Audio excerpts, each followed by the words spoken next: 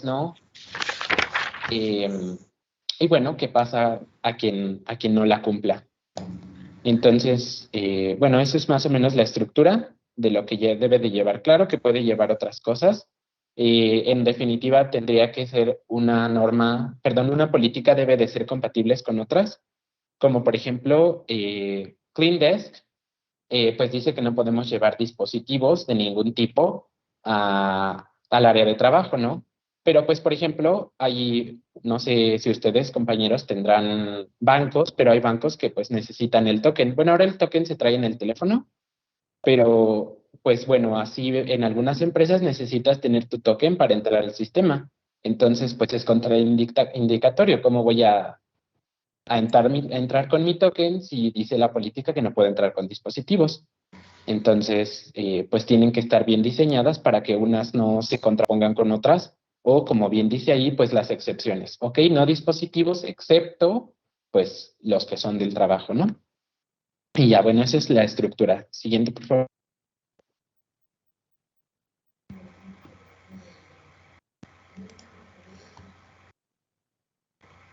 Siguiente. Y ya, bueno, ahora sí, el Clean Desk, que básicamente nosotros podríamos decir, ah, el Clean Desk, por favor. Nosotros podríamos decir que, pues qué padre está mi escritorio, porque soy una persona muy productiva, pero pues realmente Clean Desk es una política que quiere proteger la información, además la productividad. Tener el celular, pues bueno, pone en riesgo la información porque puede ser que estés revisando Facebook o WhatsApp o estés diciendo, no, es que fíjate que el cliente me dijo y me hizo y así, y entonces estás eh, em, disclosing, estás compartiendo información que no deberías, ¿no? Las notas, pues igual puede ser que anotes información de un cliente que no deberías, puedes estar anotando, eh, no sé, números de cuenta o cosas así que no deberías de llevarte a casa, por ejemplo. También tenemos aquí una botella de vidrio que, bueno, tal vez pueda ser por decoración y, como vimos una emergencia no necesariamente tiene que ser ¿cómo se dice? Vandalismo, digamos, no necesariamente un hacker tiene que estarte atacando. Puede ser simplemente el hecho de que la botella se te rompe y se te cae el contenido y pues ya se echó a perder el servidor o la computadora. Entonces, mm, pues no, además obviamente te puedes cortar con el vidrio. Y pues evidentemente las distracciones, bueno, eso ya lo dije, como el teléfono o la cámara que están ahí. Entonces, esta es una política muy importante para salvaguardar la seguridad de la información. Bueno, ese es mi ejemplo de una política de seguridad. Y ya, con eso se concluye el tema. Profe, de Ajá. procesos que había dicho que agregáramos el formato, lo más similar que encontramos fue eso. Bueno, de que como usted había dicho que el BCP se completaba de esos tres tipos de planes, los de recuperación ante desastres, el de comunicación y el plan de emergencias. Después, como el formato que encontramos, es el siguiente es que como tal no hay un formato, No, mm, no existe. no existe un formato, entonces, la siguiente, por favor, fue Es un documento, igual que la ese, política. ajá, Y el entonces, documento tiene cierta estructura, como lo que decía, ¿no? Tiene que tener una introducción, tiene que tener objetivos, uno o varios objetivos. Tiene que poner una misión, a dónde va, a quién está dirigido, a qué empresa, cuál es su entorno, cuál es su alcance y el desarrollo de la política, ¿no? O del BCP. Es un documento que ustedes hacen de acuerdo a la necesidad. Es muy difícil que hagan una plantilla o un plan, o sea, yo no podría hacer el plan para Mattel y aplicarlo en Bimbo, ¿sale? Porque los departamentos son otros, son diferentes, a lo mejor manejan otra tecnología, a lo mejor la red es otra, no pueden hacerlo nunca. La estructura del documento como tal es una estructura de un documento que debe de llevar, pero plantilla no hay. sí, eso fue bueno, aparte de este es como unas tablas que aparecían en otros documentos de BCP, pero este era como lo más como para darse una idea de cómo qué tienes que poner, que el alcance, que las personas que van a ir involucradas, el área operativa a la cual va involucrada, describir la operación, la tasa de impacto aquí, que si es alto impacto, bajo impacto, descripción del impacto, estrategias de recuperación, y aquí los roles y responsabilidades, los miembros, quién lo va a representar y así. Eso debe de ir en cada uno de los planes Ujú. que conformen el BCP. Bueno, en la política también siento que había dicho que iba a poner un ejemplo, a lo mejor eso clarifica. Porque también siento que se quedó muy, muy escueto. Pues en la siguiente se puede ver más o menos. Bueno, Adelante. ujú. Pues bueno, de políticas no, pero No, este sí. extendí más esto del BCP, de cómo funciona, de que tienes una probabilidad y un impacto y luego los tienes que multiplicar para poder dar una calificación de riesgo, que es la tablita que aparece del otro lado. Entonces tienes que hacer todo eso. Y luego la siguiente, para dar como una idea general del tema, aquí ya viene como, esta es la matriz de riesgos. Varios documentos utilizan esta de matriz de riesgos, donde viene el tipo de amenaza, mm, de qué tipo es, y las diferentes amenazas que se encuentran en ese tipo de amenaza, y las vulnerabilidades, los riesgos y el impacto. Ese es como No, ok. Ujú. la siguiente. mm, Aquí vienen las amenazas como ya más reducidas. Y aquí ya viene la valoración que se explicó como en las anteriores tablitas del puntaje, el impacto y la valoración de riesgo y la multiplicación de el P por el I que aparecía en la anterior tablita. Y ya la siguiente. Bueno, es que hay muchas así como es un formato muy largo, es como para una idea. Aquí están los escenarios que se hablaba de que hay escenarios. Aquí te dice el escenario, un escenario, pues puede ser un incendio, puede ser un corte eléctrico, un terremoto, esos, esos pueden ser escenarios. ¿Cuál es la probabilidad, el impacto, qué tanto te va a afectar, las afectaciones, qué acción vas a hacer? En caso, por ejemplo, de un apagón, pues tener una planta alimentadora por un periodo de tiempo para que no se apague el sistema. ¿Quién va a ser responsable? En este caso, como es un incendio, va a ser el brigadista. Entonces, cada uno de estos escenarios tiene que llevar como un tipo formato así. No tal como así, pero tiene que venir un responsable, una acción, la afectación y así. Mm, La siguiente. Y cada una de estas operaciones tienes que ponerle un estimado de cuánto tiempo te vas a tardar en poder recuperarte de la afectación. Entonces aquí se seleccionó con unas crucecitas el tiempo que se estima que se puede recuperarte de la afectación.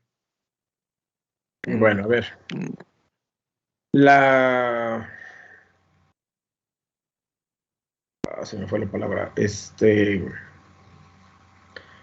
Ay, la tablita de riesgos de. Se me fue. Bueno, primero los riesgos hay que saberlos. Regresa a la tabla anterior, por favor. A dos anteriores, por favor, porque se me fue el nombre. La valoración del riesgo. ¿Cómo se valoran los riesgos? Los riesgos normalmente, como ven ahí, bajo, medio, alto y muy alto o severo. ¿Mm?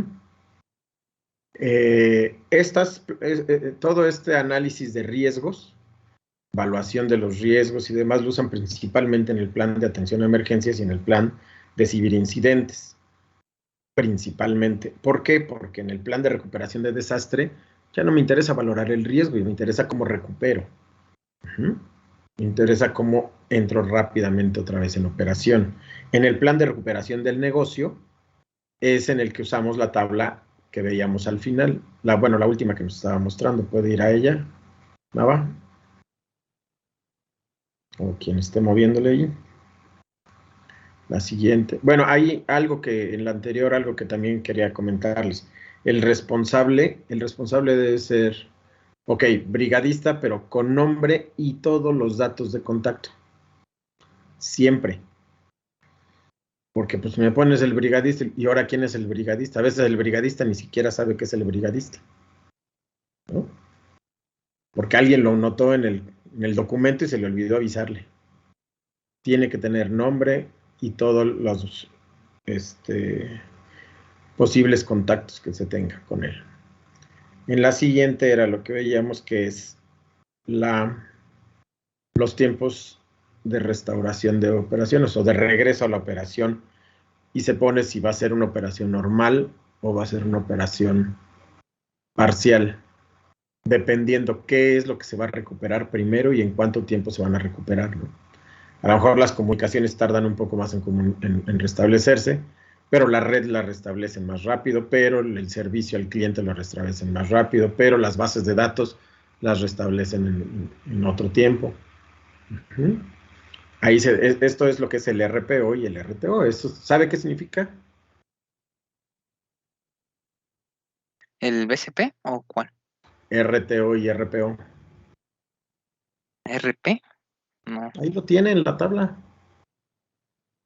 Mm, ya. No sé qué es eso. Es el tiempo en el que está suspendido el servicio y el tiempo de recuperación de operación. Eso es una fórmula que se hace. Es menos el tiempo de recuperación de operación. Es el tiempo que estuvo la pérdida de la operación contra el tiempo de recuperación de la operación. Bueno, continúe.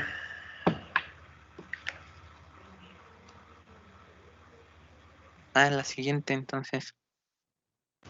Pues entonces aquí, como en el DRP, en el de recuperación, bueno, aquí tenemos las prioridades de las actividades que vamos a estar realizando. ¿Cuál es el nivel de prioridad que tiene la actividad para que las personas sepan?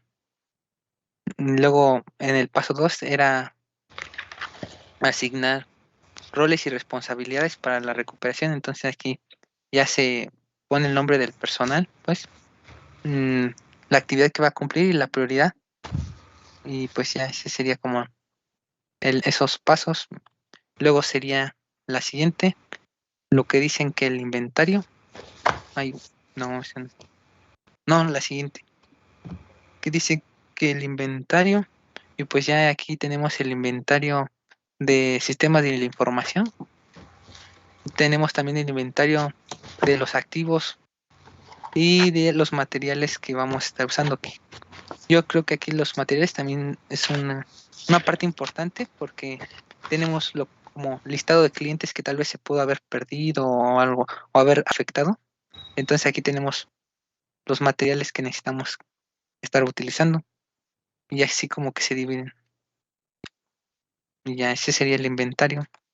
Y ya la siguiente, a ver, ¿Qué es DRP? ajá, del ERP. ¿Qué es DRP? Es el de recuperación de desastres. Bueno, recover, A ver, ¿cómo se llama? Disasters Recover Plan, ¿no? O algo así. Algo así. Mm. Tienen también que ponerse a estudiar inglés porque les cuesta mucho trabajo cualquier Sí, cosa sí, que Disasters en Recover inglés. Plan. Sí, así es, sí, Disaster ese Recovery es el plan de recuperación de desastres. Plan. Y aquí, pues, este ya sería como uno de los pasos finales, que es el de pruebas. Bueno, aquí este es un plan de pruebas. Aquí ya tenemos lo que serían los niveles de pruebas que van a estar utilizando. Tenemos las unitarias, end-to-end, em, de integración, compatibilidad. Y aquí tenemos que ver si se aplica o no aplica el tipo de prueba y por qué aplica o por qué no aplica la prueba. Aquí ya después, ya que designamos las pruebas que vamos a estar utilizando, se ponen las pruebas, por ejemplo, en este caso las unitarias, quiénes van a ser los responsables. Y aquí la interacción planeada, los criterios de entrada y los criterios de salida. ¿De dónde lo sacó? Ese yo lo hice, bueno, en la escuela. ¿En qué materia o qué? En plan, en pruebas. Era una materia de pruebas y te enseñaban las pruebas de integración unitarias, caja blanca, caja negra y así. Y era de un plan de pruebas, pero obviamente el plan de pruebas tenía como que, pues el alcance, objetivos y más cosas. Pero estas eran como unas tablas que yo digo que como que, pues como que sirven para ejemplificar un poco. Ya los veré cuando tomen esa materia. Ya la Ingeniería de siguiente. pruebas, ese es mi otro expertise. Aquí también tenemos que definir un calendario de cuándo se van a estar aplicando las pruebas, el alcance de las pruebas, qué está también fuera de alcance de la prueba. Mm, y ya, la siguiente. No. Aquí esto es como lo interesante de, bueno, todo es interesante, pero aquí es la parte de las herramientas que se van a utilizar en las pruebas. Aquí, por ejemplo, utilizamos JUnit. Esta es como una librería que viene en NetBeans. Con esta librería, pues puedes hacer las pruebas, les das los valores que tú piensas que van a entrar y cuáles van a ser los que van a salir. Y pues ya con estas son las pruebas. Bueno, es una herramienta como sencilla de utilizar, por eso está ahí, pero también hay más herramientas que se pueden utilizar. Aquí tenemos los roles y responsabilidades y ya, sería como lo general de pruebas. Y ya. Más. Sí. Había mencionado Isaac que tenía un ejemplo. Pero sí, ¿es el de Clean Desk o a qué se refiere? Pues es que dijo, tengo un ejemplo de una política. Pues sí, Clean Desk, no, o sea, escritorio limpio, no dispositivos, no botellas de vino, no papel, y esto para pues garantizar que no se filtre información que no deba de salir de la empresa, que solamente Y las ese era el herramientas ejemplo que de se la ocupen para práctica. el trabajo. Ese era el ejemplo de ¿Cómo? una política de seguridad informática. Así es. Ese me suena como a las 5 S o son más de calidad o de buenas costumbres. Bueno, sale pues. ¿Alguien más? ¿Algo más que tengan que... Ah, caray, acá está. ¿Algo más que quieran ver? ¿Nada? ¿Alguien tiene alguna duda o pregunta o comentario?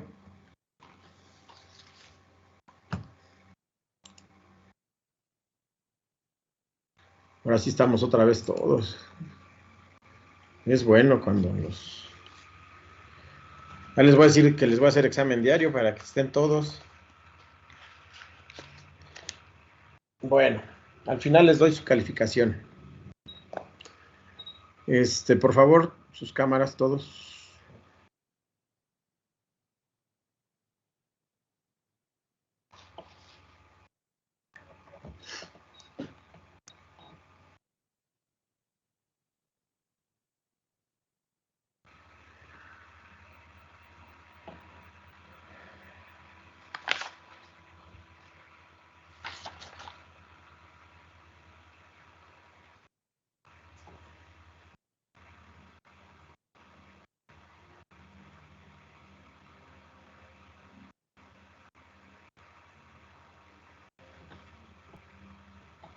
Cuatro.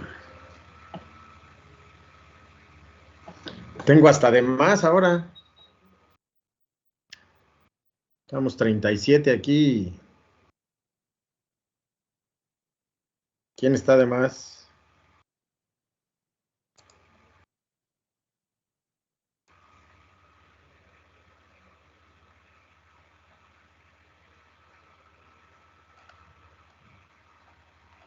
Tengo uno de más.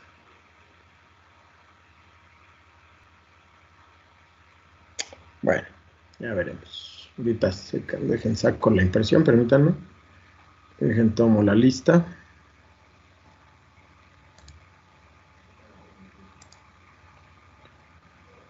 Listo. Ahorita comparamos quién está de más.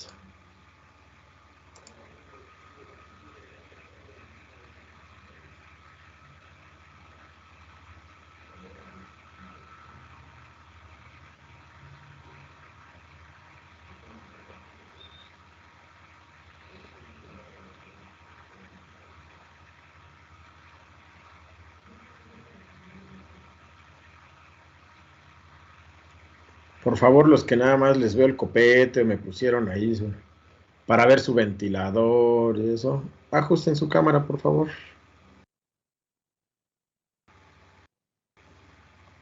Elda.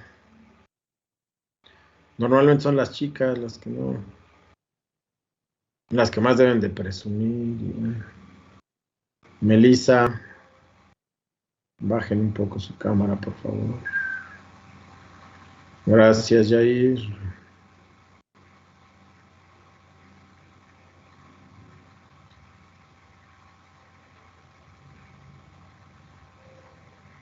Elda, la estamos esperando.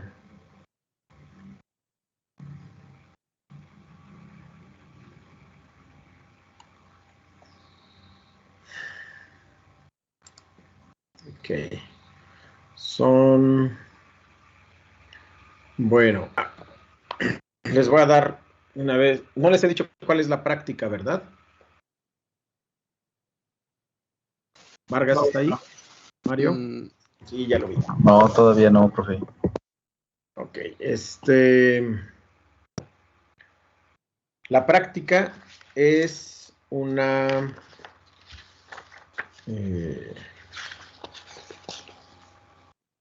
simulación de amenaza DOS.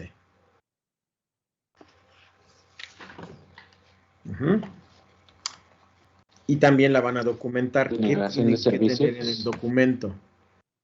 Sobre qué van a hacer la amenaza, una introducción, de qué se trata, a dónde la van a realizar, un objetivo,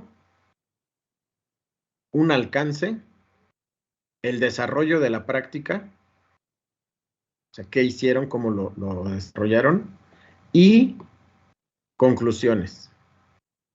Qué encontraron, qué vieron, cuáles fueron sus problemáticas, si pudieron, no pudieron, cómo lo hicieron. ¿Sale? ¿Dudas? ¿En alcance qué dijo que quería? En alcance es el alcance. Ah. Un poco así. O sea, ¿qué debería llevar al alcance? Pues todo. El alcance es lo que delimita a dónde le estoy aplicando, a qué su par. A lo mejor no es a todo un sistema o a todos los departamentos de una empresa, solo a cierta área. Va, que va.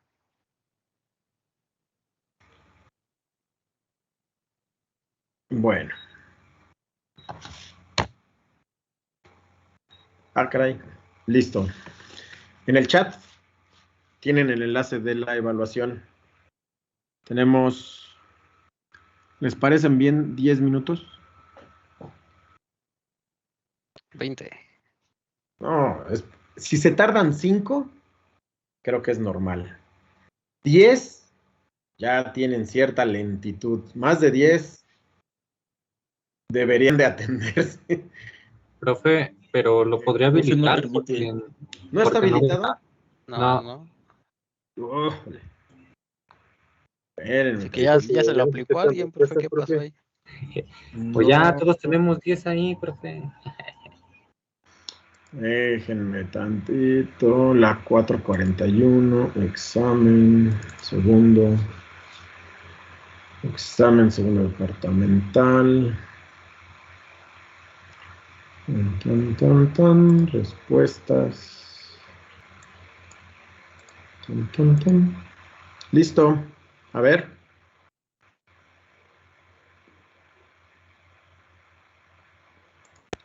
Precisamente lo tenía así para que no. ¿Ya? Ya, jaló. Sí, ya me di cuenta de un error. Ya ni modo. ¿Para qué, profe? Ya les Para- regalé otro punto. ¿Por qué nuestra boleta dice un punto? Ni modo de no contestarla bien, ¿verdad? No, ya vi dónde hay un error.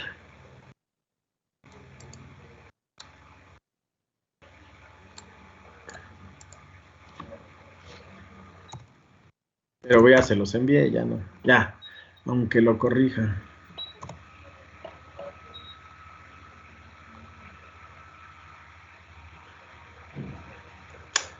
Se las regalo.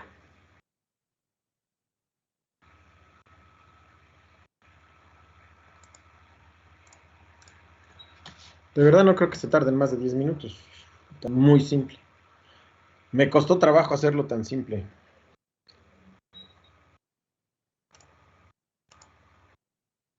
No se copien, porque luego le copian al que no sabe.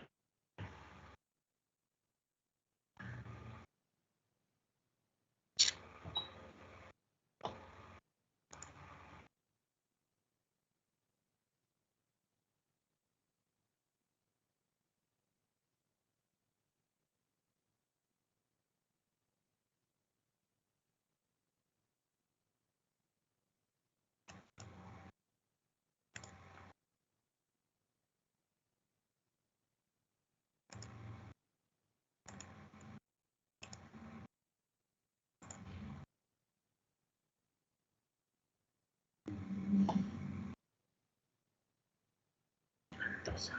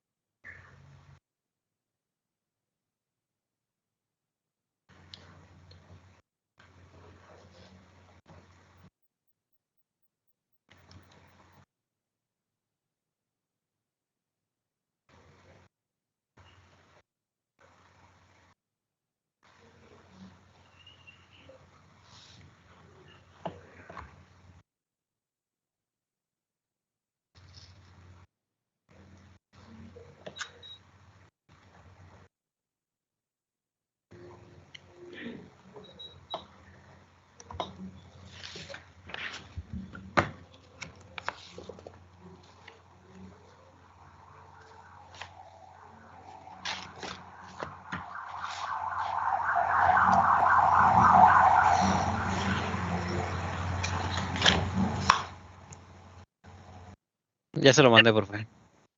gracias. Déjeme verlo. Ya tenemos aquí dos. Joseph.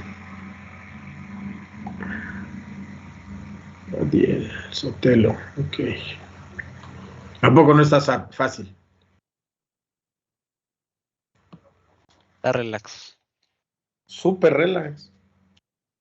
A Me gusto. costó trabajo hacerlo tan fácil.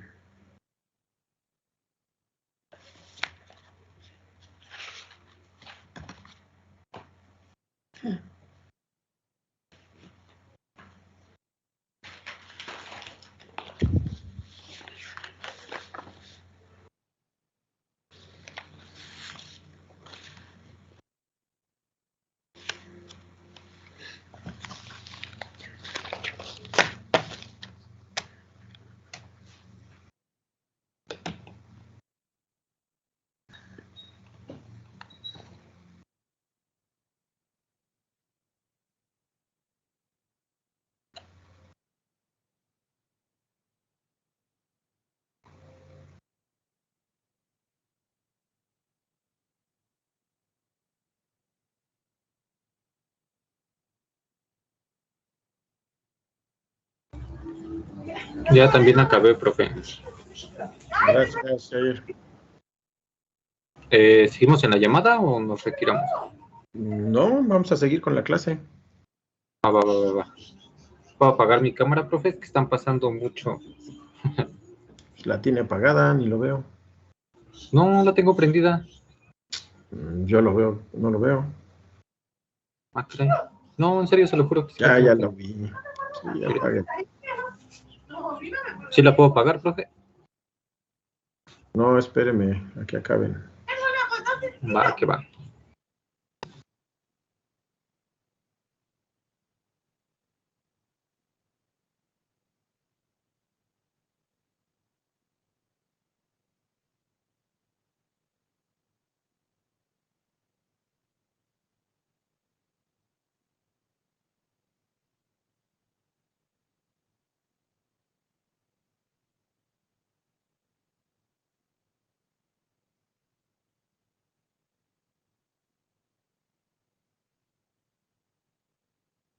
Ya se lo envié, profe.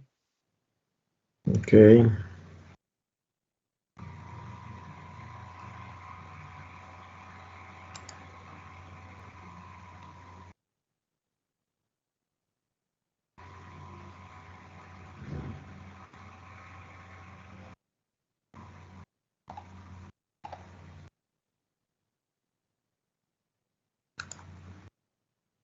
Ya se lo mandé, profe. ¿Mandé? Ya se lo mandé. Ok.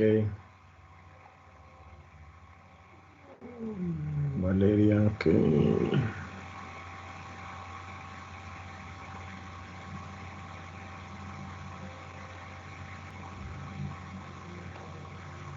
Ya se lo mandé, profe. Profe, yo se lo mandé, pero no me puede confirmar si sí le llegó el mío. ¿Quién es usted? ¿Cuál es su correo? Soy Julio Axel Ansures Cruz. Espérame, Su correo. disculpe. ¿Por qué me pone Axel Ansures correo de Cruz y Gmail? mi correo es juliocruz216@gmail.com. juliocruz216 ¿Por qué me ponen gmail.com. correos de Gmail? ¿Me perdona? Ah, qué? quería el del Pues sí, el institucional. Ah, ¿cómo cree? Yo Ya también puse deberían Gmail. ¿Lo vuelvo a usarlo. llenar? No manche, profe. No lo vayan a repetir porque entonces sale peor. Pues con razón tuve mal esa, profe. Entonces, La de mi nombre también. ¿llegó, profe? Sí, sí, llegó. Pues aunque lo muchas digas de gracias. broma, sí se equivocan. No la cuente mala, profe. Si les hubiera preguntado el número de secuencia, les aseguro que muchos la tienen mal. Le juro que sí me llamo así, profe. Mi mamá confirma. Tengo A CUR lo ya. mejor lo niega, ¿eh? ¿Cómo así? Si hasta saqué mi INE para revisar. Profesor, ¿puede revisar si ya le llegó el mío? Qué bueno que me avisa que copió.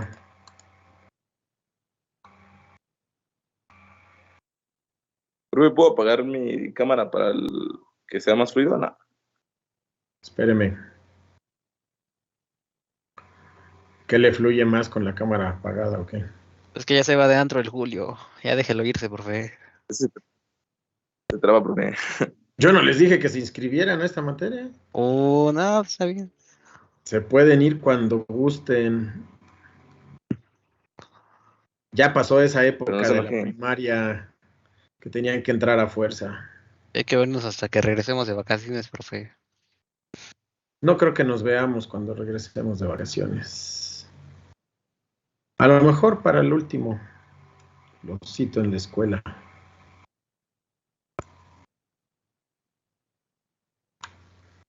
Esperaría que... A ver si con el temblor del 12 no está otra vez todo mal. Nah, ya dijeron que todo bien. Sí, Ya nos porque ahora vemos el quieren siguiente que semestre, regresemos profe. a fuerza. Sí que sí. Yo no entiendo, si había riesgo, ¿cómo quitaron el riesgo sin hacer nada? ¿Nos Pues lo dijo, mintieron? lo quitó el POI. Por eso, ¿nos mintieron? ¿O estamos o vamos a estar en riesgo al regresar? Es que según el POI, que los edificios estén en riesgo no significa que vaya a pasar algo. O sea, a Por menos de eso, que pero sea hay el, riesgo. el mayor El riesgo. argumento para no estar en la escuela es que había riesgo, que estaban en riesgo y que no se les había dado mantenimiento. Bueno, si todavía no se les da mantenimiento y el riesgo sigue, no significa que vaya a pasar qué, que si tiemble no se caigan. Efectivamente. Entonces, ¿cuál era el riesgo? Pues ya ve las No hay que cosas del POI y regresar, el director. profe. No, no hay que regresar. Otro semestre así. Por lo menos. Gracias. No, Uno profe, ya más. me cansé de estar en mi casa. Váyase a Cuernavaca, Cancún. Desde ahí, con que atienda las clases y estudien por su cuenta. Ahorita es una oportunidad importante para poder meterse a cursos, seminarios, el inglés más intensivo, algún curso de certificación.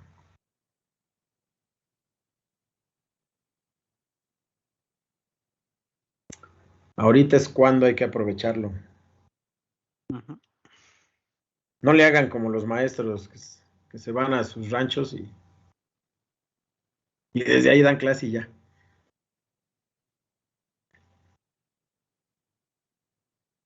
Bueno, Oiga, algunos. profe, ¿usted qué tanto sabe de Azure? ¿Ashur? Ujú. ¿Como para qué? ¿Cómo que ¿Quiere? como para qué? Pues porque... Bueno, eso se lo platico después. Bueno. Luego me platica entonces. Digo. ¿Quién falta? Ya lo voy a cerrar. Ya me pasé. ¿Cómo es que? Profesor, es que yo le envié el mío, pero quería ver mi puntuaje y me regresó otra vez como al formulario, para ver si sí le llegó o se lo vuelvo a enviar. Pues ya no me lo va a poder enviar porque ya cerré. Si es de Bueno. que si llegó, llegó. Si no, ni modo. Ok. Bueno, equipo 2. Podríamos ir viendo su presentación.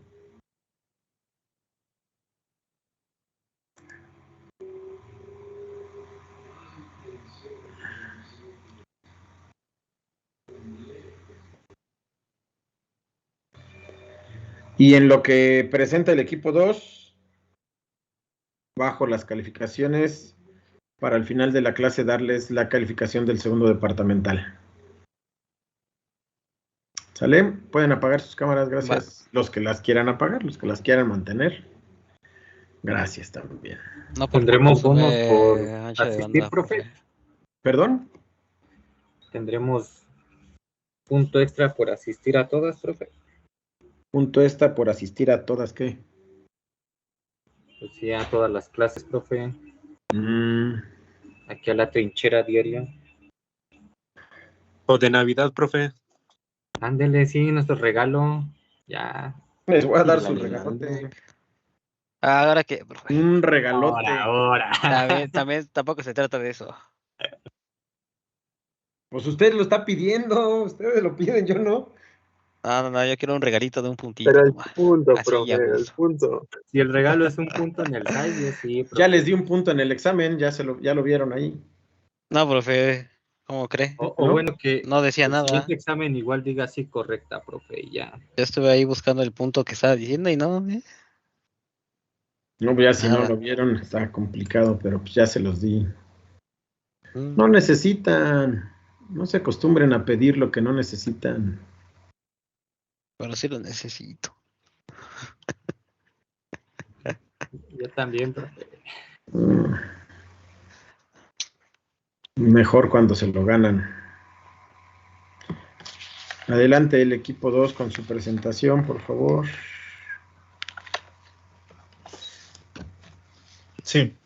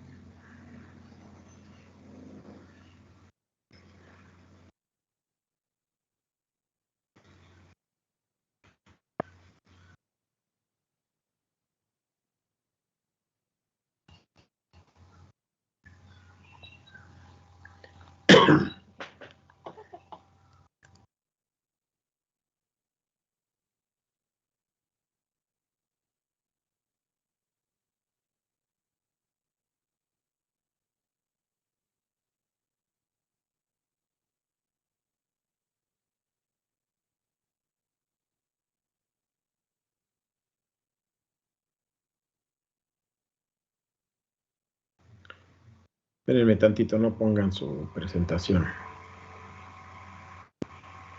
No, a ver, Rodrigo, ¿La quito? Mario, no la ponga. Yo no la estoy viendo, no la ponga. Es que ya estaba presentando.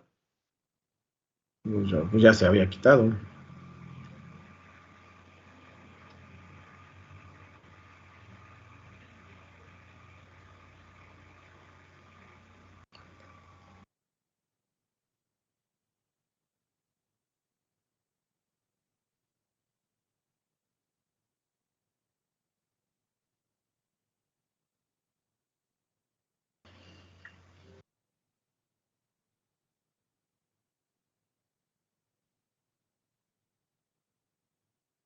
Adelante, péngala y empiecen, por favor.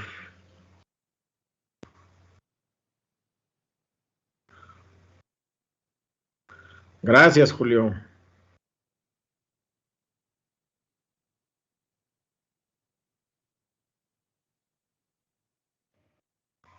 Ok, bueno, vamos a comenzar. Buenas tardes, compañeros. Nosotros vamos a hablar sobre la informática forense. Somos el equipo número 2. Para ello voy a comenzar. El nombre es Mario Vargas. Por favor, compañero, siguiente diapositiva. Ok, como podemos ver aquí, dice, la informática o computación forense es la ciencia de adquirir, preservar, obtener y presentar datos que han sido procesados electrónicamente y guardados en un medio computacional. Esta definición viene por parte de lo que investigué, viene por parte del FBI, así es como ellos determinan lo que es la informática forense, que ellos son los segundos que comenzaron a utilizar este tipo de ciencia, que así es como se le denominó, que comenzó en el año de 1947. Podemos ampliar un poquito más este término diciendo que es el conjunto de herramientas y técnicas que son necesarias para encontrar, preservar y analizar pruebas digitales frágiles que son susceptibles de ser borradas o sufrir alteraciones en diferentes niveles. Dice aquí mismo, bajo este concepto, se puede incluir a la informática forense como una herramienta muy importante a tomar en cuenta dentro de una auditoría informática, ya que sirve como un mecanismo para obtener pruebas contundentes que pueden ser tomadas en cuenta si es comprobado algún crimen que proceda a llevar a instancias mayores como los juicios penales. Bueno, una auditoría viene siendo lo que es una revisión técnica especializada y exhaustiva que se realiza a los sistemas computacionales. Puede ser de software o información utilizada en una empresa individual, compartida o de redes. Siguiente diapositiva, por favor. Aquí vemos lo que es la importancia de la informática forense. Su importancia radica en identificar y determinar los perjuicios generados por el ataque o ataques al que ha sido víctima una organización en particular, el poder cuantificar el nivel de daño que ha recibido o incluso identificando a los responsables del crimen. Debemos de tomar en cuenta que todo esto es posible gracias a la tecnología, pero también es causado por la tecnología. No nada más se tiene que, digamos, recuperar toda la información. Esto obviamente procede de forma legal y, digamos, en un crimen, si es, por ejemplo, un homicidio, puede ser delito de pornografía infantil, de drogas, todo ese tipo de delitos, se obtiene la información de celulares, de dispositivos electrónicos, por ejemplo, laptops, inclusive del mismo disco duro, que es lo un poquito más importante, que se recuperan, no sé, conversaciones, transferencias, fotografías, videos, etcétera. Dice aquí, posteriormente, aprovechando la experiencia acumulada en ataques recibidos, es posible generar información que sirva como un historial para tomar acciones preventivas en un futuro. Estamos de acuerdo que la tecnología sigue avanzando. Esto causa que todas las empresas mejoren en cuanto a tecnología y sean más innovadoras, y esto crea una dificultad de vez en cuando en cómo adquirir los archivos, ya que más empresas van metiendo más protección a sus dispositivos, ya sea móviles, o nube, o sistemas operativos en computadoras y todo ese tipo de detalles. Siguiente, por favor. Tenemos los procesos de la informática forense. Depende de dónde lo investigues, el proceso cambia. Pueden ser 4, 5, 6 pasos, pero al final de cuentas todo se va a lo mismo, que es lo que vamos a explicar, bueno, lo que van a explicar mis compañeros más adelante, pero pues más o menos así dándole una pasadita por encima. Tenemos lo que es la identificación, conservación, análisis, documentación e informe de todo lo recabido. Siguiente, por favor. Muy bien, aquí tenemos lo que es la clasificación de la informática forense. Estamos de acuerdo que la informática tiene muchas áreas. Por ende, la informática forense debe dividir en ciertas áreas para que cada uno de los especialistas, valga la redundancia, se especialicen en un tipo de informática forense. Tenemos lo que es de sistema operativo, que esto es, digamos, el proceso de recuperación de información útil en un sistema operativo de un ordenador, o puede ser también un dispositivo móvil. Su objetivo es adquirir evidencia empírica sobre el autor. El sistema de archivos proporciona un sistema operativo con una hoja de ruta para los datos en el disco duro. También tenemos lo que es de redes, que esta es una recopilación, monitorización y análisis de las actividades de la red para descubrir la fuente de ataque, virus, intrusiones, violaciones de seguridad o demás. Suelen utilizarlo cuando se trata de ataques a la red, esto para monitorizar una red o identificar proactivamente el tráfico sospechoso o prevenir ataques. También tenemos lo que es de dispositivos móviles. Esta busca recuperar evidencias digitales o datos relevantes en un dispositivo móvil. Esto puede ser, como comentaba anteriormente, imágenes, videos, llamadas, en el proceso de un crimen. Y por último también tenemos lo que es nube. Esto es a la hora de tratar asuntos de seguridad. hay que ser capaces de responder rápidamente y reportar eventos que pueden suponer problemas legales. Ajá. Bueno, también podemos mencionar que los objetivos de la informática forense pues es ayudar para analizar y preservar el ordenador y los materiales relacionados de tal manera que ayuda a la agencia de investigación a presentarlos como evidencia en un tribunal de justicia. Esto suele suceder mucho porque hay veces en que se comete un crimen y hay gente que no entiende la importancia de un ordenador. Dicen, pues les mando el CPU y ahí se acabó. Pero en lo que es la clasificación de la informática forense, cada uno se especializa en revisar todo. Y cuando me refiero a todo, es literalmente revisar desde la información contenida en el disco duro, como el disco duro en sí. Porque, pues, tal vez hemos visto programas de tipo NCIS, y todo ese tipo de programas, en los que a veces la información no siempre está en el disco duro a nivel de software, lo puedo manejar así, sino que a veces hay datos algún papelito que guardan dentro del disco duro que dicen, pues no lo van a abrir, y hay gente que dice, no, pues les mando la computadora así y no les importa qué es lo que hay adentro. Por eso es que estos se deben de clasificar de diferente forma para que entren y revisen literalmente todo lo que haya en su área. La siguiente creo que ya es toda de mi parte. Sí. Bueno, prosiguiendo con lo que dijo mi compañero, y entonces ya estamos hablando de evidencia y de su captura. El siguiente, por favor. Entonces, si tenemos evidencias ya en medios electrónicos, vamos a estar hablando de información y en dónde está guardada, ¿no? Entonces conocemos los que son los medios volátiles y los no volátiles, ¿no? Entonces así vamos a clasificar en estos dos grandes campos, que sería la volátil, que hace referencia a la información temporal, como la memoria RAM, y la no volátil, que hace referencia a todos los medios, como podría decirlo, físicos, ¿no? Que son los discos duros, bueno, todos también son físicos, ¿eh? Pero como en los discos duros, USB, CDs, etcétera, ¿no? Y sobre todo que esta información que se preserva cuando se le corta la corriente, ¿no? Siguiente, por favor.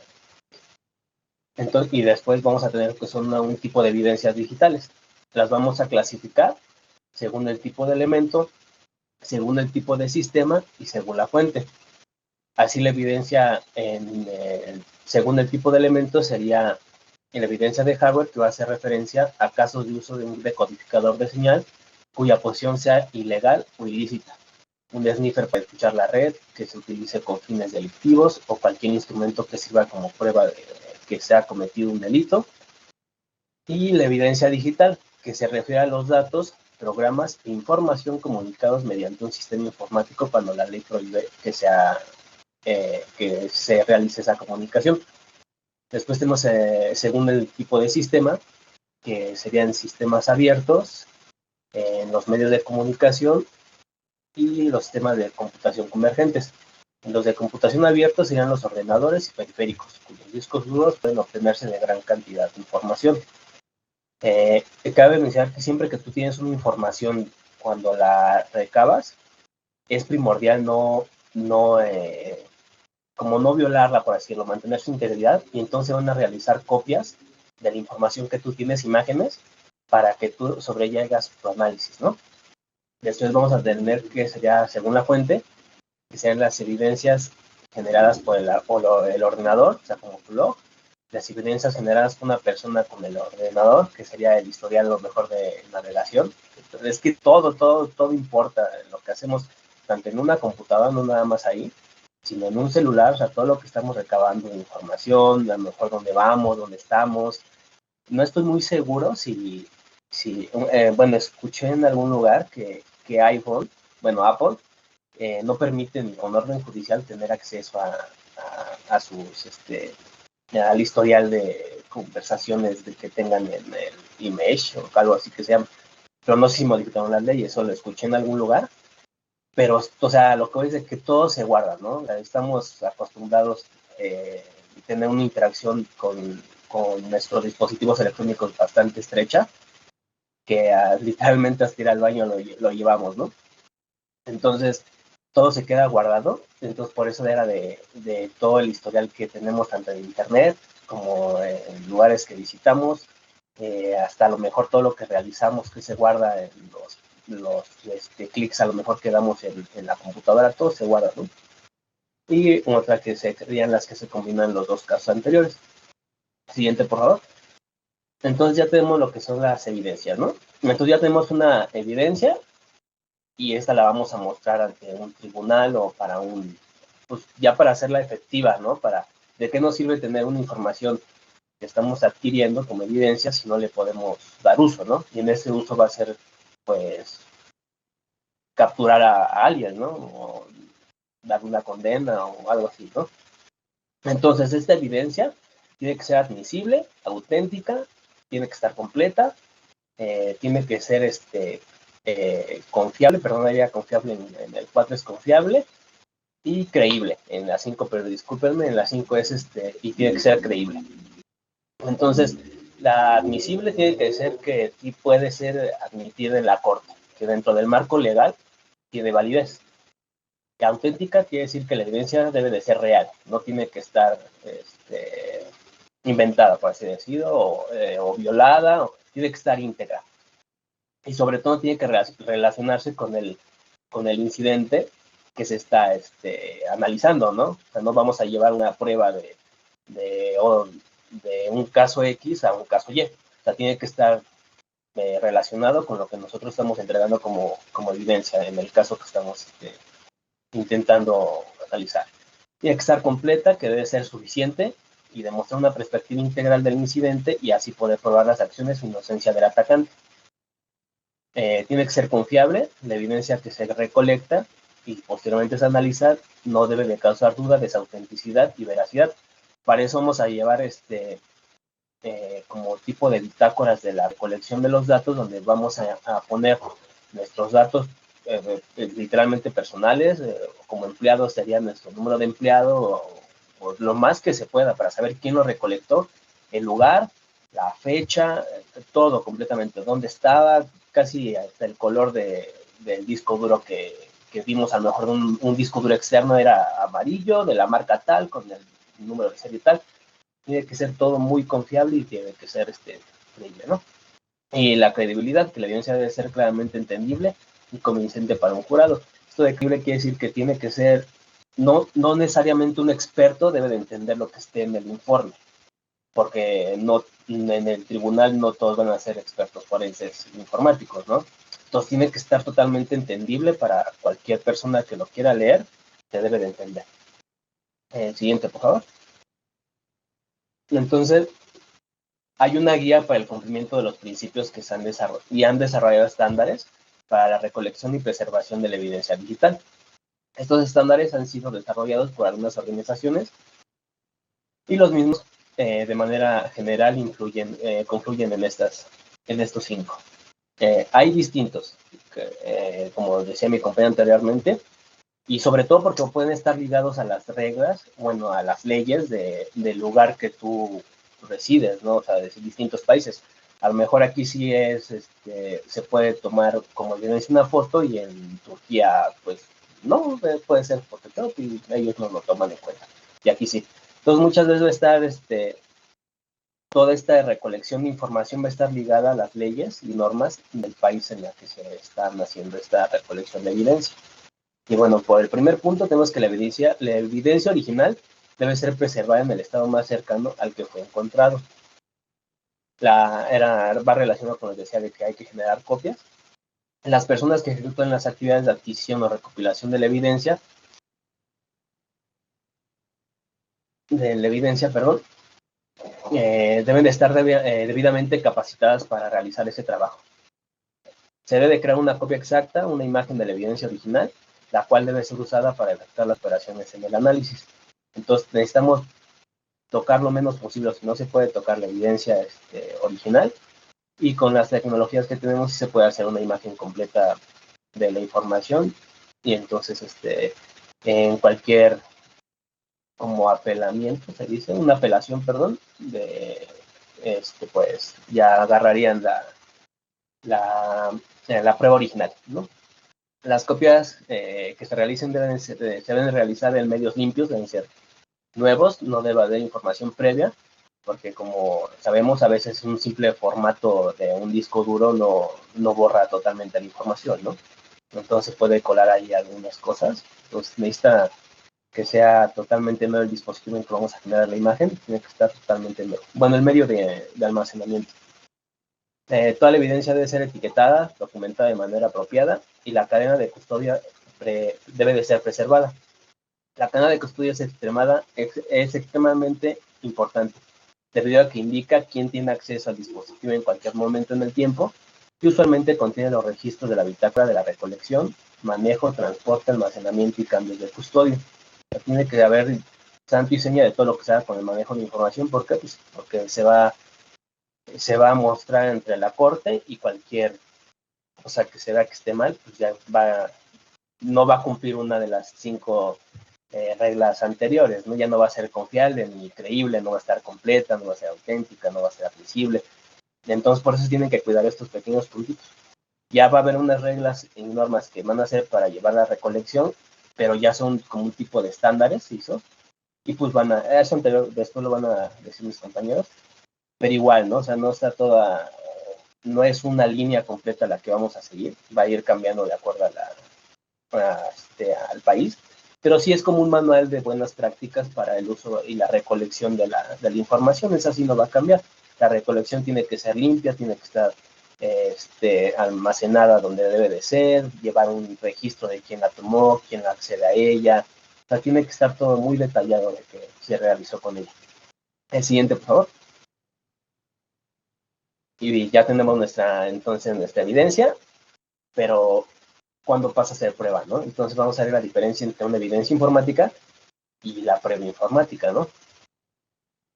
Y entonces, para un perito informático es muy relevante la diferencia existente entre una evidencia informática y una prueba informática. A grosso modo, una evidencia informática es el estado previo de una prueba informática, y no siempre la evidencia se va a convertir en prueba, porque puede ser que no la vayan a admitir. Así, una evidencia informática es un elemento en bruto que aún no ha pasado por los procesos de identificación, adquisición, preservación y análisis a la que debe ser sometida antes de que se convierta en una prueba, que era lo que había dicho mi compañero.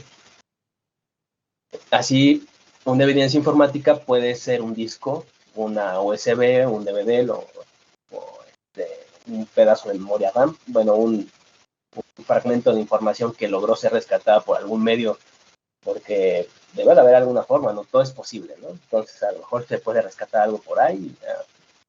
Y bueno, o puede ser una conversación a través de una red social, o un teléfono móvil, un comentario en un muro de Facebook, algo así, ¿no?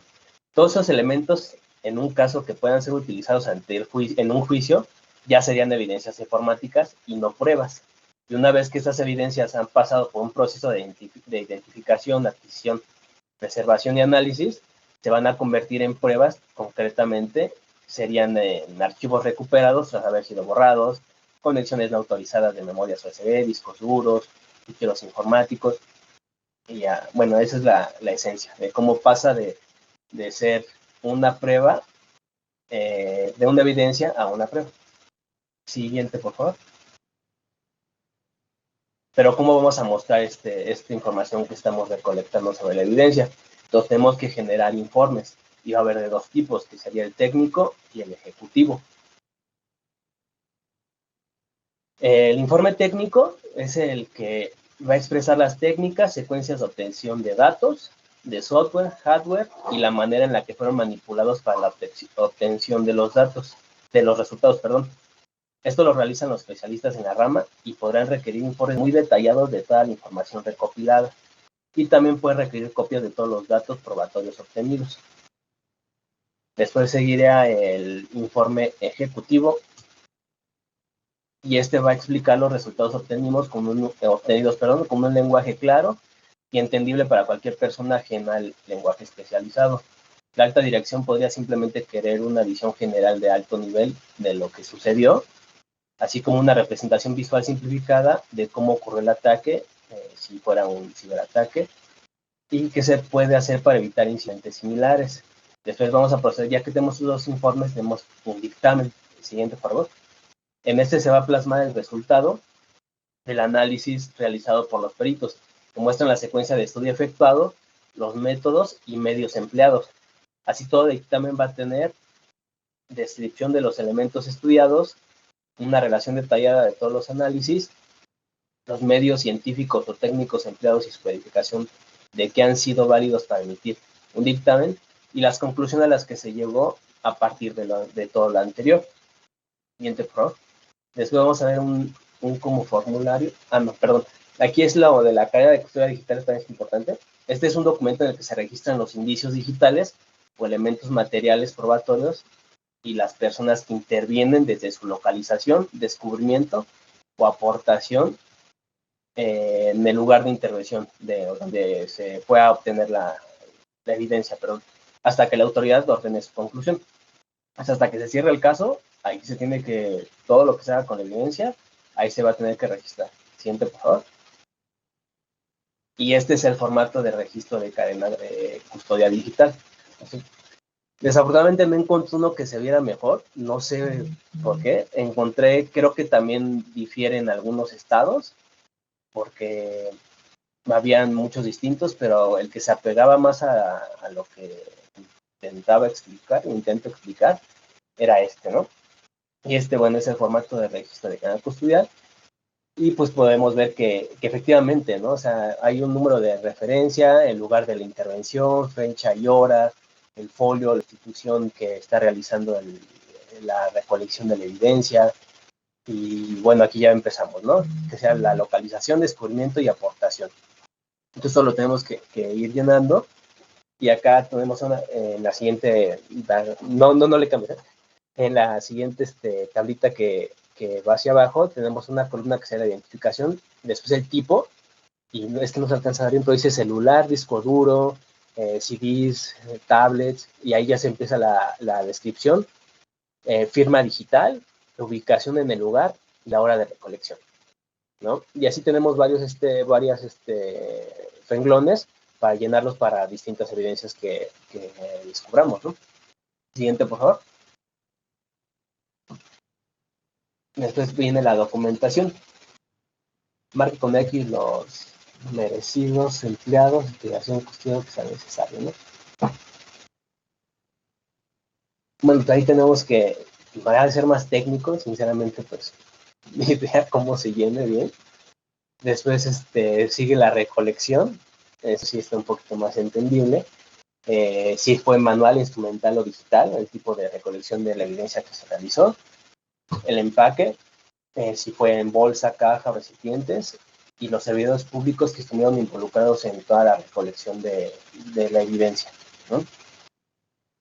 Después lo que mencionamos del traslado, se tiene que igual marcar si fue terrestre, aérea, marítima, ¿no? Si se dan cuenta son sutilezas, ¿no? O sea, son cosas que no se tienen que dejar pasar por alto y además detallado sea, va a ser mejor para nosotros para que no se ponga en duda lo que estamos intentando evidenciar, ya que como estamos hablando ya de leyes, son ambiguas, ¿no? Entre detallitos que encuentren en algún error, pues ya nos pueden tirar toda la evidencia que tuvimos, ¿no? Mejor si se te fue y era amarillo y tú pusiste rojo, o se te pasó poner la hora, algo así, no, pues ¿qué crees? Pues es que no es la hora, no concuerda con la recolección de la evidencia y pues ya pasa a ser inadmisible, ¿no?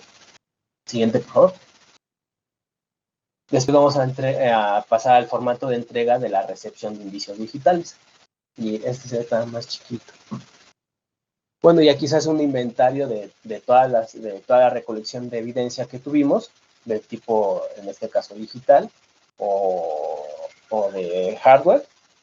Entonces ahí vamos marcando lo que se retomó como evidencia, el embalaje, cómo se transportó, cómo se guardó, y la persona que entregue y la persona que recibe, ¿no? Esos son como que formatos que encontramos un poquito más, pues parecidos, meramente a la realidad, ¿no? Cuando nos damos cuenta, pues sí así se entregan, ¿no? Entonces así nos podemos encontrar meramente que llenar. Sí, bueno, por mi parte sería todo. Si tienen alguna duda, me dicen. Y si no, seguimos con la preservación de las evidencias.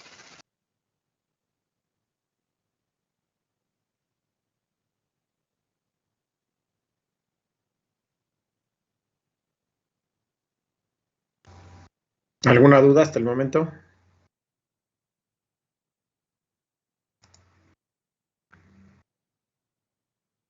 Creo que sí los están durmiendo.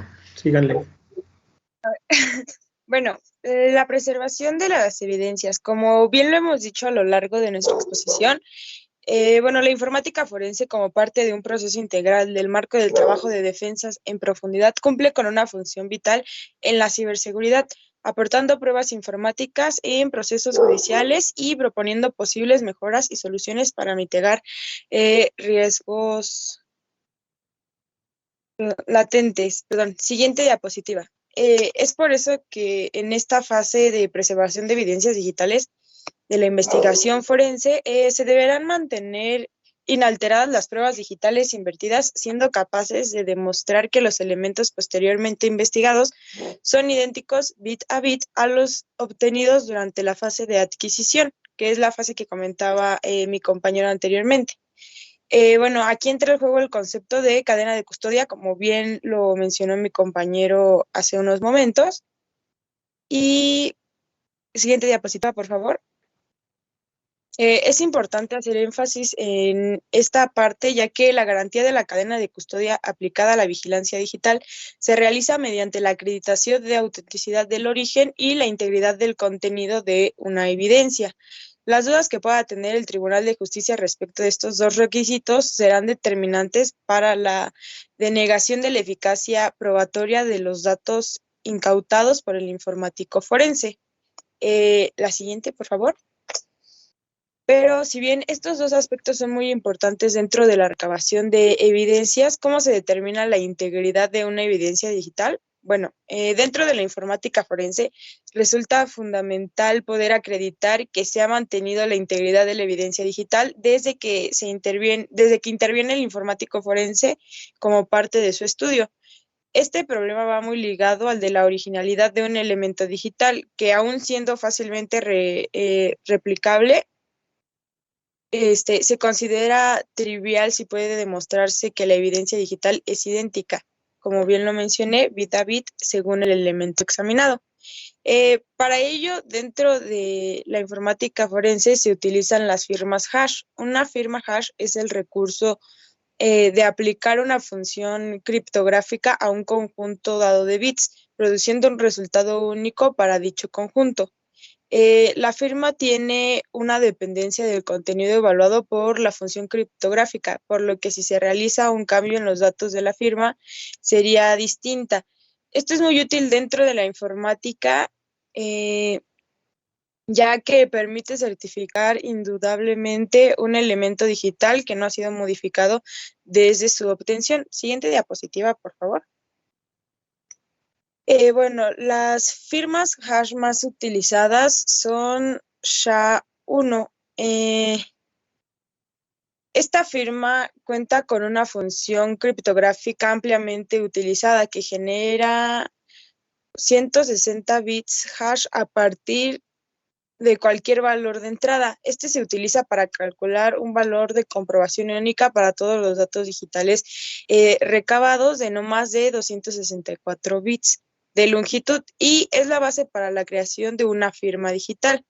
Esta fue desarrollada por el Instituto Nacional de Estándares y Tecnología en colaboración con la Agencia Nacional de Seguridad en 1993. SHA-256, bueno, esta determina que los algoritmos de hash criptográficos generan hashes irreversibles y únicos. Cuanto mayor sea la cantidad de hashes posibles, menor será la probabilidad de que dos valores creen el mismo hash. Y SHA-512 calcula de 550 bits de datos sensibles como contraseñas. También puede crear ficheros y puede proveer una clave compartida para mejorar la seguridad de tu firma hash. Siguiente diapositiva, por favor. Bueno, ¿qué análisis puede ser? Sí. Una vez obtenidas las firmas hash de la evidencia digital, se debe realizar un clonado de datos, realizando una copia bit a bit de la información digital original. También una copia forense del fichero clonado del disco duro o memoria. Y finalmente se deberá comprobar que las evidencias no sean clonadas respecto de las originales, documentando todo a detalle y certificando dicha coincidencia. El análisis forense de las evidencias digitales debe realizarse una vez intervenidas y debidamente conservadas las evidencias. Se comienza una tercera labor primordial en la informática forense, que es el análisis de evidencias digitales intervenidas. Este consiste en el análisis de malware intervenido en equipos informáticos de una empresa, análisis de los elementos dañados de un sistema informático, vectores de ataque y medidas correctoras, cuantificación de daños en la infraestructura informática, pérdidas económicas potenciales a terceros, autentificación de comunicaciones electrónicas, análisis de originalidad de un fichero multimedia, de un video o de un audio, examen de fallos de elementos de software desarrollados por un tercero tras la entrega del producto al objeto a reclamar. Y bueno, para la obtención de las evidencias digitales se deben realizar dos operaciones. La primera consiste en el volcado o clonado de datos, que consiste en realizar una copia espejo bit a bit de la información digital original. Siguiente diapositiva, por favor. Bueno, dichas evidencias tienen que consensarse en un almacenamiento de información obtenida. Todo cambio que afecte a la cadena de custodia debe estar reflejado en el documento correspondiente y firmado por los involucrados en dichos cambios, que son los informes que nos mostraba mi compañero como ejemplo en el tema pasado. Y bueno, este almacenamiento debe tener un registro perfecto, así como medidas de seguridad, tanto fichas de conservación y de información contenida dentro de la evidencia que es más sensible. La siguiente, por favor. Este va de la mano con el siguiente tema, que es la catalogación de evidencias. Es fundamental contar con un conjunto de procedimientos y técnicas que ayudará a los analistas a extraer información relevante mientras se protegen los derechos de privacidad individuales de las personas. Siguiente, por favor. Bueno, recuperación de la información. Cuando estamos recuperando las evidencias necesarias para ser almacenadas, las herramientas digitales permiten que la información permiten que la información a investigar que se realice en una multitud de acciones pueden ayudar a presentar evidencias digitales que de otra forma no podrían descubrirse. De este modo se puede reconstruir información borrada, recuperar archivos temporales, acceder a determinadas partes de dispositivos o sistemas donde no se guarda información de forma habitual. También nos permite seguir el rastro de documentos eliminados, identificar programas que se hayan ejecutado o eliminado, rastrear la parte borrada de un disco, buscar información oculta o extraer toda la información no visible. Siguiente diapositiva, por favor. Pero, ¿quién realiza este examen? ¿Quién es el encargado de examinar dicha información? Bueno, los examinadores de los medios digitales certificados son investigadores que tienen la educación, capacitación y experiencia para explorar adecuadamente las evidencias sensibles. No existe un organismo certificado y único, y los programas de certificación pueden contener distintos cursos de estudios.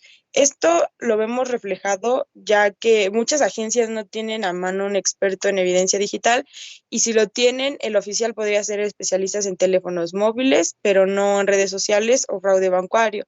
Un detective puede iniciar una sesión eBay y buscar propiedad robada, pero puede ser incapaz de capturar historiales de mensajes de texto, de teléfonos móviles, y podría destruir evidencia solo por intentarlo. Es por eso que aquí se menciona que pues varía mucho la certificación del examinador.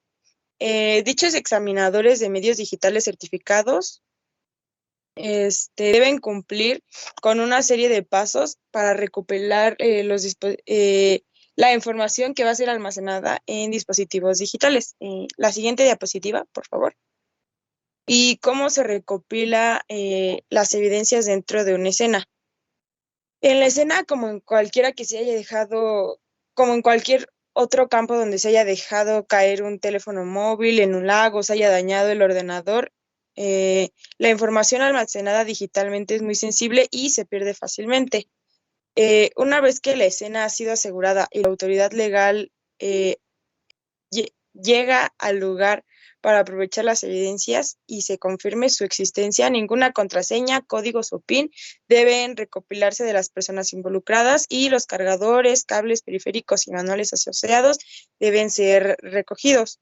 Las unidades de memoria USB, teléfonos móviles, discos duros y similares son examinados utilizando diferentes herramientas y técnicas, y esto se hace con mayor frecuencia en un laboratorio especializado. Con esto se debe tener un especial cuidado, ya que son dispositivos digitales que nos ayudan a prevenir la exposición de evidencias que nos pueden ser útiles a continuación. Los dispositivos deben apagarse inmediatamente y las baterías deben retirarse si es posible. También tenemos que tomar en cuenta que es posible que el dispositivo no pueda ser apagado o tomar algunas de las medidas antes mencionadas, se debe aislar en una bolsa u otro material de bloqueo. Asimismo, al enviar dispositivos digitales al laboratorio, el investigador debe indicar el tipo de información que se busca, por ejemplo, números de teléfono, el historial de las llamadas, correos electrónicos, documentados y mensajes desde un ordenador o imágenes de una tableta. Y este es como el ejemplo de cómo es que se va catalogando las evidencias según los requerimientos que sean indicados en el caso en especial. Y esto fue todo de mi parte. Continuamos con el siguiente tema.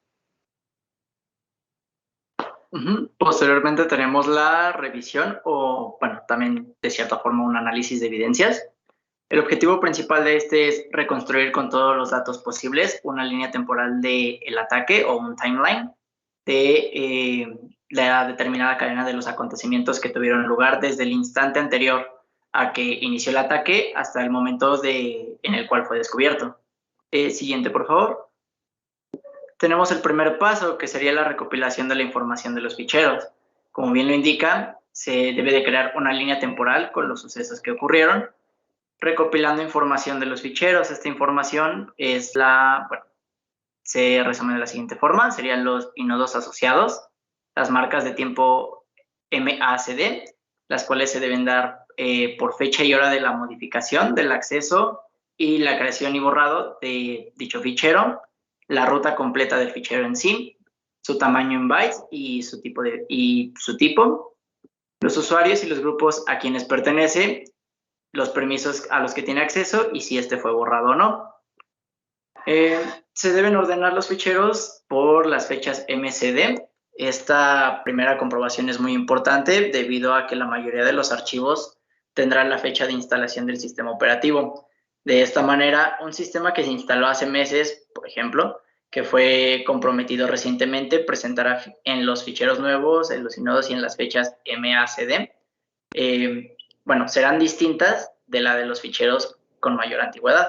La idea con esto es buscar ficheros y directorios que han sido creados, modificados o borrados recientemente, o instalaciones de programas posteriores a la del sistema operativo y que además se encuentren en rutas poco comunes. Con esto, o relacionado a esto, se sabe que en la mayoría de los casos los atacantes y las herramientas que utilizan para crear o descargar, para crear directorios y descargar aplicaciones, esto casi siempre suelen hacerlo en directorios temporales. ¿Por qué? Porque son lugares que no suelen ser de uso recurrente. Pero igualmente, siguiendo con el timestamp anterior, se examina a detalle los ficheros de logs y los registros revisados en la búsqueda de algún indicio de ataque.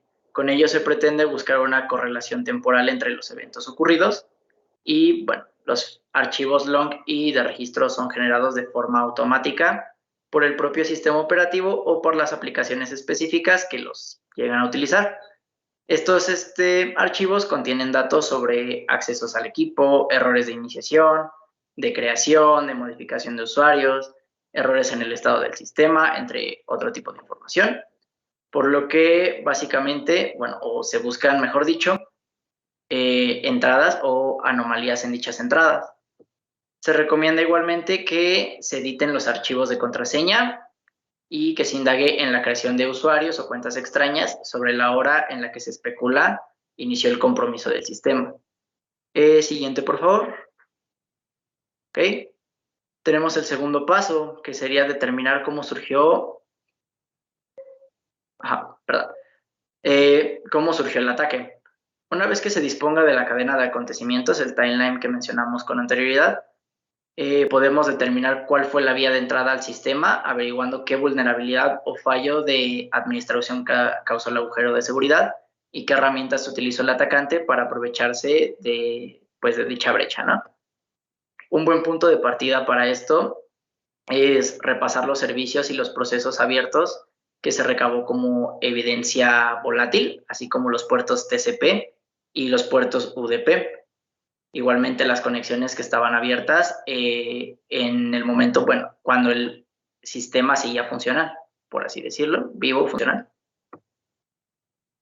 Posterior a esto, y si ya se tiene clara cuál fue la vulnerabilidad que dejó al sistema al descubierto, se puede recurrir a la búsqueda de un exploit. Un exploit básicamente sería como la amenaza en sí que afectó al sistema. Usualmente esta búsqueda es anterior a la fecha del compromiso o de los exploits que fueron activados anterior a eso y que principalmente se enfoquen en adoptar esa vulnerabilidad, o sea, aprovecharla para generar dichos fallos. Algo que faltó mencionar, cabe destacar anteriormente, fue que se requiere un espacio de trabajo idóneo para el desarrollo de este tipo de análisis. Comúnmente se puede utilizar dos discos duros, uno que sería utilizado como conejillo de indias y el otro que es el disco duro comprometido. ¿Esto para qué? En el segundo, se pueden probar los exploits encontrados, comprobando su ejecución en la máquina tal cual, y si genera los mismos efectos que en el sistema comprometido, se pueden empezar a destacar otro tipo de exploits y, bueno, se pueden empezar a corroborar algunas hipótesis. Siguiente, por favor. Ok, tenemos el tercer paso. Este consiste en identificar a los autores del incidente, al autor o a los autores. Para este propósito será de utilidad consultar nuevamente las evidencias volátiles que se recabaron en las fases anteriores. Se pueden revisar las conexiones que estaban abiertas y los puertos y direcciones IP que fueron solicitadas, además de la búsqueda de entradas a los logs de conexiones. Igualmente se puede indagar en los archivos borrados que fueron recuperados, por si el atacante eliminó alguna huella que quedaba en ellos. De esta forma se puede decir que estamos siguiendo un tipo de rastro. Para averiguar la dirección IP tal cual del atacante, podemos revisar con detenimiento los registros de conexiones a la red, los procesos y servicios que se encontraban en función. Y volviendo a esta parte de lo del rastro, podemos recurrir a las evidencias volátiles, a la memoria virtual y a los archivos temporales o que fueron borrados. Estos comúnmente pueden ser los restos de email, conexiones fallidas, entre muchos otros. Pero esos serían los principales a destacar. Siguiente, por favor. Ok, tenemos el cuarto paso, que sería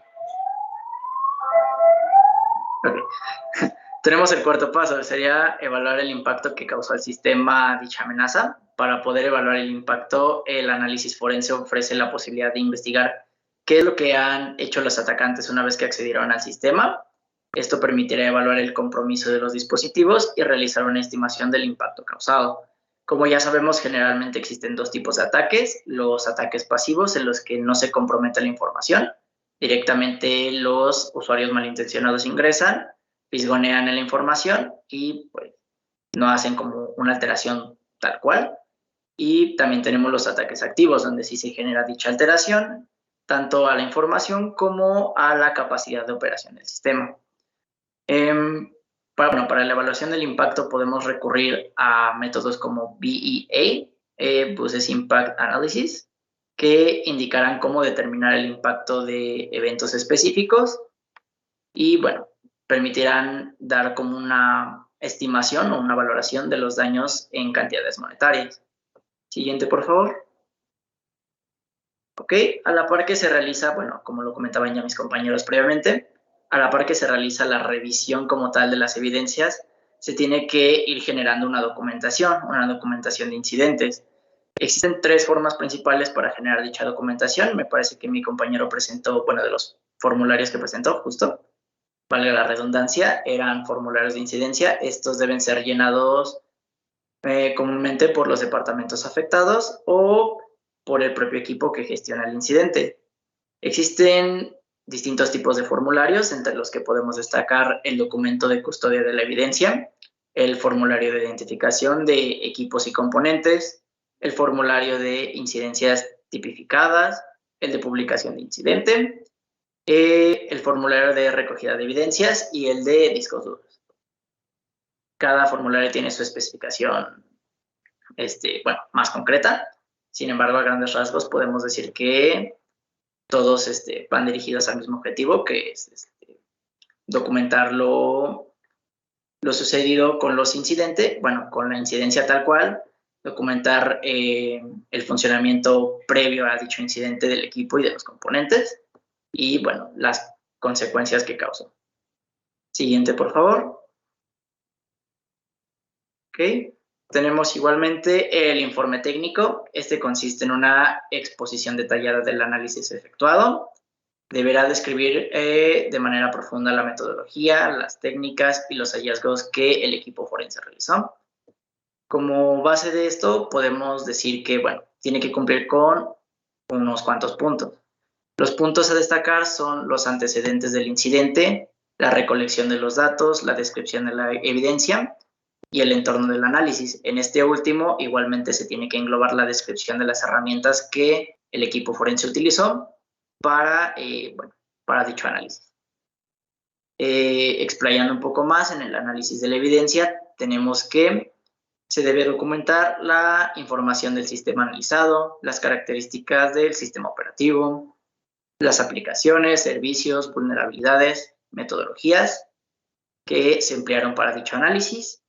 Está la descripción de los hallazgos, que sería una de las partes más importantes en dicha documentación. Está las huellas de intrusión, que sería, van documentando directamente la incidencia en sí. Las herramientas usadas por el atacante, el alcance de la intrusión, el origen del ataque, la cronología de la intrusión, que sería la redacción del timeline mencionado anteriormente, las conclusiones y las recomendaciones específicas, que, bueno, estas se toman en cuenta por si se llegase a presentar un ataque similar o el mismo tipo de ataque. Y tenemos el informe ejecutivo. El informe ejecutivo engloba prácticamente la misma información de una manera más concisa y utiliza un lenguaje menos técnico, un lenguaje más común para el entendimiento a nivel general. En él se engloba básicamente los motivos de la intrusión, el desarrollo de la misma, los resultados del análisis y las recomendaciones a seguir por si se presenta una amenaza similar. Siguiente, por favor. Bueno, eso sería todo de mi parte. Los dejo con mi compañero. Bueno, yo soy Luis Rafael y les voy a hablar sobre las herramientas de análisis forense. Permítame, Luis. Hasta ahí lo vamos a dejar. Ahorita al final les hago observaciones. Permítanme tantito. ¿Hasta aquí alguien tiene alguna duda o pregunta de lo que han visto? ¿No? ¿Nadie les interesa o todos ya saben de análisis forense? Porque ese va a ser su proyecto, van a hacer un análisis forense. Conste, no hay dudas. Dale, pues. Espérame tantito.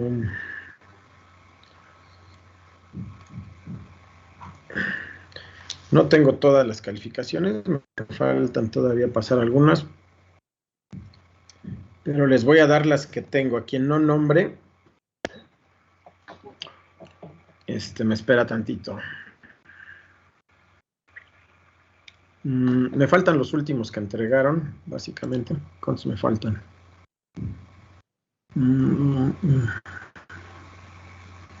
7. Pero bueno. A ver. Ansures, 3 en su evaluación, 7 segundo departamental. Valderas, 3 en su evaluación, 7 segundo departamental. Chávez Moreno, 3.5, 6 en el segundo departamental. Dimas, 3.5, 6 en el segundo departamental. Domínguez, 3 y 7 en el segundo departamental. García Angón, 1.5 y 5 en el segundo departamental. García Chávez, 3.5 y 6 en el segundo departamental. García López, 2 y 7 en el segundo departamental. García Salazar, 4 y 10 en el segundo departamental. Guzmán, no, Guerra todavía no está. Huerta, 3, 5 en el segundo departamental. Jiménez, 3.5, 7 en el segundo departamental. Luna, 3.5, 6 en el segundo departamental. Mancilla, 3.5, 6 en el segundo departamental. Martínez García, 3, 9 en el segundo departamental. Martínez Vargas, nada. Medina todavía no. Melchor, 2.5, 8 en el segundo departamental. Muñoz, 3 y 7 en el segundo departamental. Quirós, 3 y 9 en el segundo departamental. Ramírez García, 3 y 9 en el segundo departamental. Rangel, 3 y 6 en el segundo departamental. Reséndiz, 2.5 y 5 en el segundo departamental. Rivera, 3 y 6 en el segundo departamental. Sotelo, 3.5 y 5 en el segundo departamental. Vaca, 3.5 y 3 en el segundo departamental. Valverde, 2 y 4 en el segundo departamental. Vargas, 3.5 y 9 en el segundo departamental. Vázquez, 3 y 8 en el segundo departamental. Vera, 3 y 5 en el segundo departamental. Vivas, 3 y 6 en el segundo departamental. Vixa, 3.5 y 9 en el segundo departamental. Y López Ortiz, 3 y 7 en el segundo departamental. ¿Dudas de los que les di calificaciones? ¿Comentarios? ¿Quejas? No, aclaraciones? Bueno, los que no tengan ninguna duda, ni aclaración, ni nada, nos vemos. Ya les dije, no, espérenme, no se me vayan. Que ya desde hace rato se empezaron a ir, ¿verdad? Pero bueno.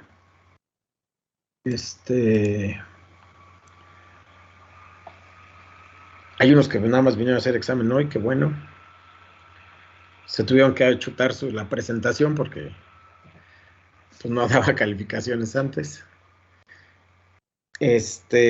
Sobre la práctica, ya les dije, es una simulación de amenaza DOS que tiene que llevar el documento. Va a ser muy difícil que lo estemos presentando.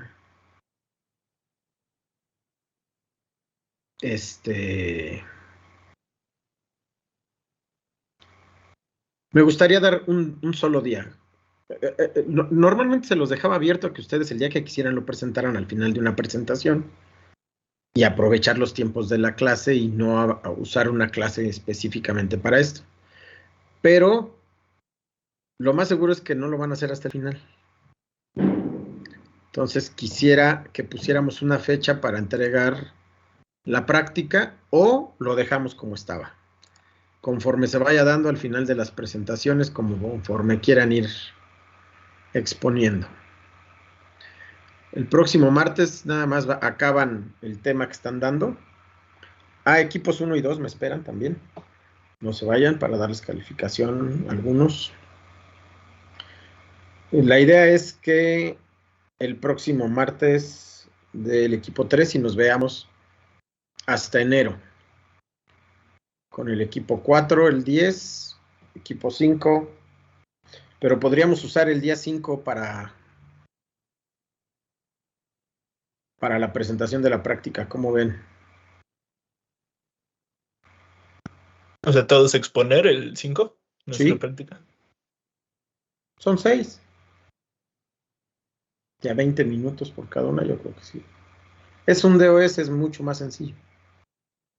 Digo, a lo mejor alguien se avienta media hora, ¿no? Un poquito más, pero... Sí, ya pues si sí, no podría. alcanzaran todos el 5, bueno, vemos el hacer otro espacio.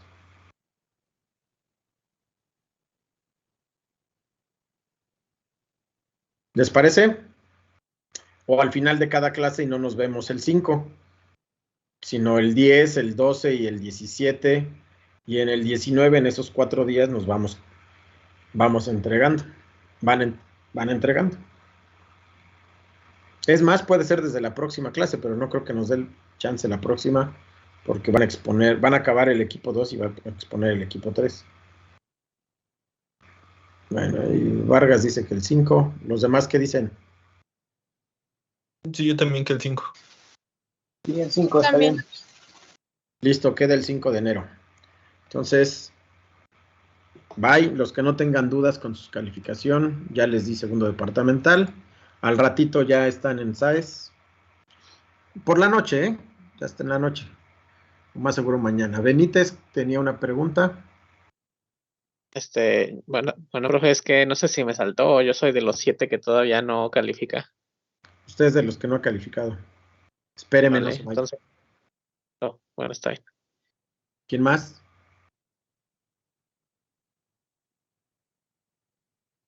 ¿Nadie más? ¿Nadie hay dudas? ¿Nada? Bueno, equipo 1. Si ya les di calificación, les voy a dar calificación segundo departamental. Todavía tengo muchos conectados. No sé